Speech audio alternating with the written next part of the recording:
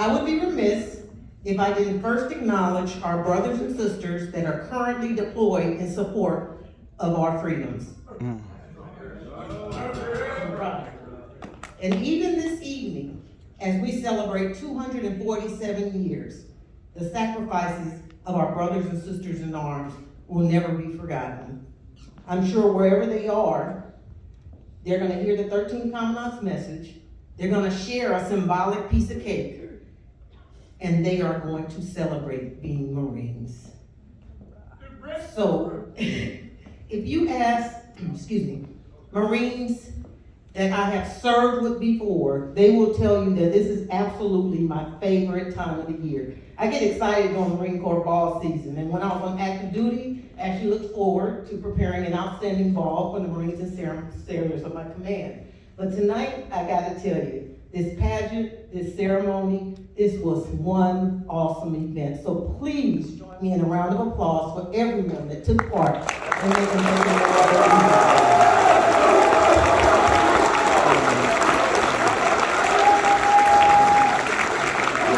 Thank you very much.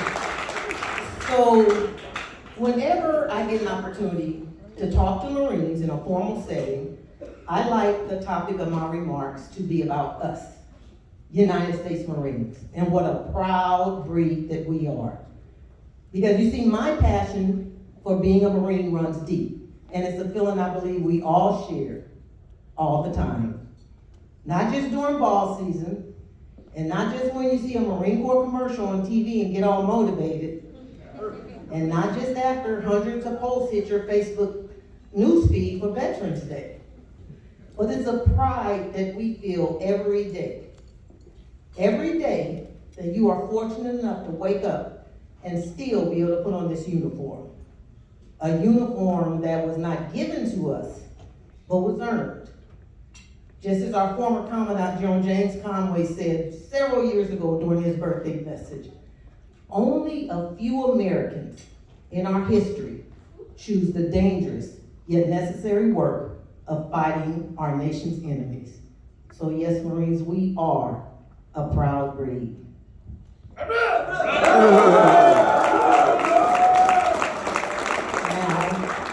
some people say we're extreme, eccentric, and we very well may be. Almost to the point of being anal about our customs and our traditions. Almost to the point of wanting to cause bodily harm to anyone who discredits our Eagle Globination. And definitely to the point of being willing to lay down our lives for our brothers and sisters in arms. And yes, Marines, we are a unique breed. And we're proud that not everyone can be one of us. You may have noticed that when the different branches of the military are mentioned in the same sentence, it's always soldiers, sailors, airmen, and Marines. And that really used to irritate me, the fact that we were mentioned last. I was always thinking, what do you mean, and Marines? Like we're an afterthought. And I was thinking, we've been here well before the Air Force, why aren't they mentioned last? But it's soldiers, sailors, airmen, and Marines. And then I started thinking about it this way. Look at what they call us. Marines. No other military service calls their members after their organization. If you are in the Army, you're a soldier. If you serve in the Navy, you're a sailor. If you're a member of the Air Force, you are an airman. But when you define a member of the greatest fighting force in the world, we're called Marines, after our proud organization. And we like it. I remember reading once that if you asked, and nothing against you chaps, you know I love you, right? If you asked a sailor what he or she did for a living, they would probably say, I'm in the Navy. Just like an airman would mostly reply with, I'm in the Air Force, and a soldier would probably say, I'm in the Army. But when asked that very same question, what do you do for a living?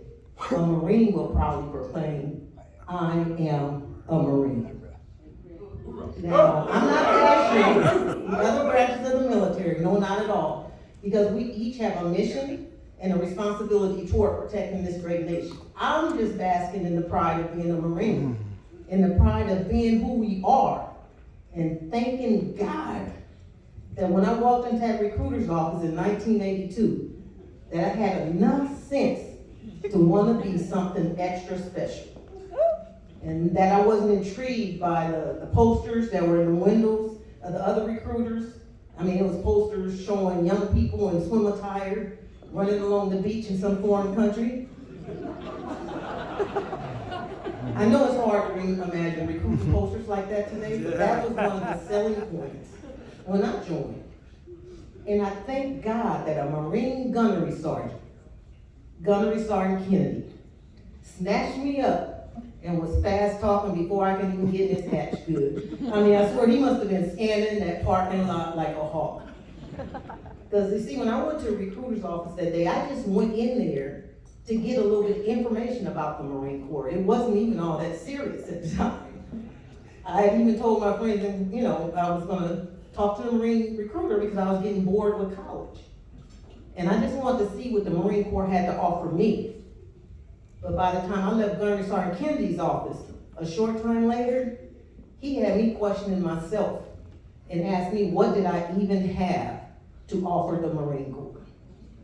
And he also had me scheduled to be in LA at 0:30 the next day to take that dang one ass back. You gotta love Marine recruits. So to understand why we feel the way we do, you would have to live through our experiences, share what we all have shared to feel what we felt. And that goes for our spouses and our loved ones too, because they too share in the Marine experience. Because there's nothing but pride resonating from a spouse when they say, my husband or my wife is a Marine. Even if they're pissed at the Corps at that particular time because their family is separated due to deployment or some other military obligation, they still stand in our corner and beside the Corps. And for those of us who have ever worn this uniform, that support means more to us than you'll ever know or understand. But there's one thing we do know. It's not easy loving a Marine with all our little quirks and idiosyncrasies, but you all do. God bless you. So, ladies and gentlemen, please join me in a round of applause to say thank you to everyone who loves and supports their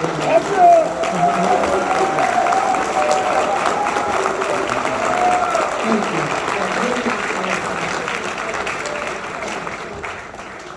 So, back in 2003, when I was deployed to OIF 1, we used to look forward to getting hard copies of the Stars and Stripes newspaper. So, because you guys got to remember, that was before everybody had computers and the internet and cell phones on deployment. So, we used to look forward to getting to read what was going on in the world. And it used to surprise me when I would read the letters to the editor. I mean, we were at the very beginning stages of this war. We were there, and we had no idea when we would be going home. And there would be letters written to the editor by deployed service members. Letters crying about meadows or how come so-and-so got to go home and I got a sick wife too, I didn't get to go. Letters literally throwing their chain of command under the bus. But you know what? Those types of letters weren't written by Marines. Those types of letters are a result of having no pride in your organization. Because instilling pride is never easy. And real pride is not happy talk and pounding our chests and oorah, oorah, and all over the place. Real pride is centered on purpose, centered on who we are, Marines, and doing whatever it takes to get the job done right, to get the job done, and get the job done right. Because everybody wants to belong to something. And I tell you, being a Marine makes you a member of one of the most admirable and toughest groups in the world. Because you see, the Marine Corps offered you something that no amount of money can buy. A long and proud tradition an unbreakable value system of honor, courage, and commitment, and a very rewarding life. No other service lives like a Marine. A Marine is a Marine 24 hours a day, 7 days a week. We love what we do, and we love what we stand for. I mean, we get tattoos like USMC, Death Before Dishonor, and Proud U.S. Marine. And we put bumper stickers on our vehicles, like once a Marine, always a Marine. Proud wife of a U.S. Marine, and Semper Fi. And we put rank insignias and emblems on our windshields. And we get personalized license plates, like DBL, DOG, GRUNT 03, and USMC PI. Even my own license plate reads THA FEW. And that's only because some other motivator in California already had THE FEW. What we know and feel now, just as we did the very first time that we stood on those yellow footprints, is there is something very special about the Marine Corps. And once you earn that title Marine, it lasts a lifetime. Whether you do 4 years or 30 years, your experiences will never be forgotten. And it's the reason that we celebrate today. Other military services offer you a career. The Marine Corps offers you a new life.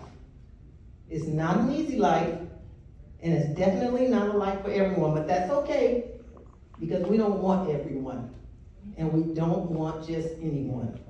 We only want a few. So in closing, I would like to share with you all a speech that was given 27 years ago by Rear Admiral J. Stark, United States Navy. And some of you may have heard this speech before, but it's just as motivating to me today as it was the first time I read it. Rear Admiral Stark gave this speech on the Marine Corps birthday in Newport, Rhode Island on 10 November 1995. So just give me a moment so I can grab the speech. I do need to podium for this.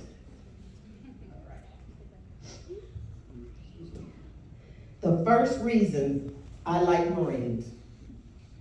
They set high standards for themselves and those around them, and they will accept nothing less. I like the way Marines march. I like the way Marines do their basic training, whether it's Quantico, Parris Island, or San Diego. I like the idea that Marines cultivate an ethos conducive of producing hard people in a soft age. I like the fact that Marines stay in shape. I like the fact that Marines only have one boss, the Commandant. And I like the directness of the Commandant. I like the fact that Marines are stubborn. I like the way Marines obey orders. I like the way Marines make the most of the press. I like the wholehearted professionalism of the Marines. It occurred to me that the services could be characterized by different breeds of dogs. The Air Force reminded me of a French poodle. The poodle always looks perfect, sometimes seems a bit pampered, and always travels first class. But don't ever forget that the poodle was bred to be a hunting dog, and in a fight, it's very dangerous.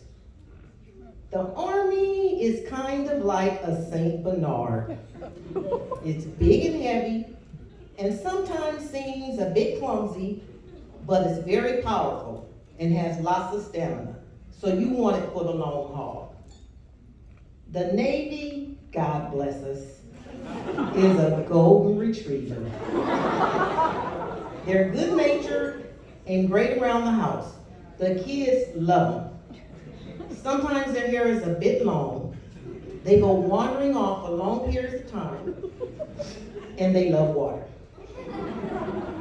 Marines, I see as two breeds, Rottweilers or Dobermans.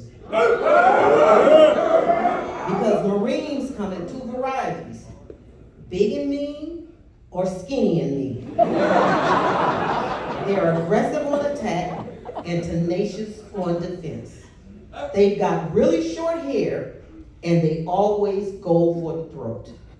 That sounds like a Marine to me. So what I really like about Marines is that First to Fight isn't just a motto, it's a way of life. From the day they were formed at Tun Tavern, Marines have distinguished themselves on the battlefields around the world, from the fighting tops of the Bonhomme Richard to the sands of the Barbary Coast, from the swamps of New Orleans to the halls of Montezuma, from Belleau Wood to the Argonne Forest to Guadalcanal and Iwo Jima and Okinawa and Incheon and the Chosin Reservoir and Hue City and Quang Tri and Dong Ha and Beirut and Grenada and Panama and Somalia and Bosnia and thousands of unnamed battlefields in godforsaken corners of the globe. Marines have distinguished themselves by their bravery and stubbornness and aggressive spirit and sacrifice and love of country and loyalty to one another. They've done it all for you and me and this country we all love so dearly. And they've asked nothing more than the honor of being a United States Marine. And that's why I like Marines. Ladies and gentlemen, thank you very much for your time and your attention. And Mtissa, thank you very much for making this Retired Marines evening. God bless you all. God bless all our Rottweilers and Dobermans. God bless America. And God bless the United States Marine Corps.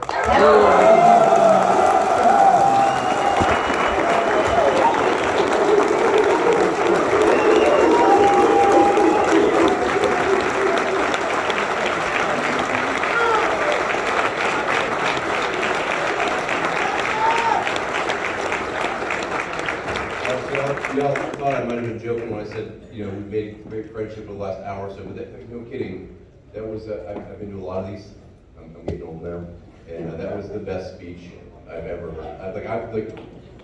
Rare that I get motivated like that, listening to one of these, that was awesome. Thank you so much for being here with us. I'd like to read you, we get a little gift here. It says, Sergeant Major, for your inspiring words of wisdom, and they were really, somebody was, clearly foreseeing this. Backed by many years of experience, we the Marines of Mtissa present you with this gift of appreciation. We wish you much success in your future endeavors, and as always, Semper Fidelis. Thank you.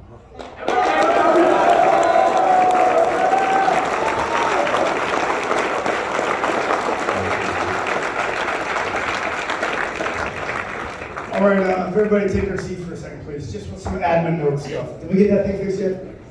Okay, so we're gonna watch this before we do this. That was legit. Oh, thank you. Thank you. Oh, thank you, sis.